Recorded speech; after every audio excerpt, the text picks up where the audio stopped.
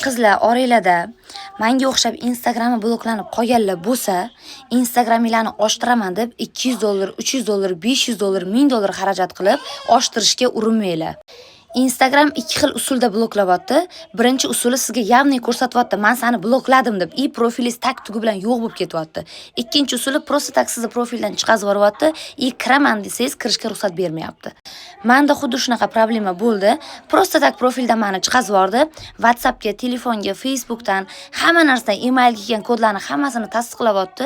Noviy parol kiritgin deyapti. Parolni kiritganimda meni qabul qilishni xohlamayapti. Agar Instagram platformasi sizni kirishingizga o'zi tomonidan ruxsat bermasa, vallomati ham sizga yordam bera olmaydi. Agar bu narsani Instagram ruxsat bermasa.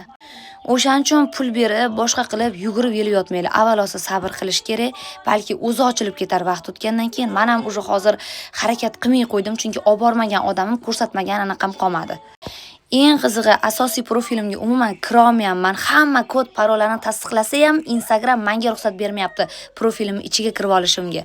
Lekin undan tashqari nechta profil ochgan bo'lsam va nechta profilim bo'lgan bo'lsa, hammasi tak tugi bilan absolyutno udalet bo'lib ketdi.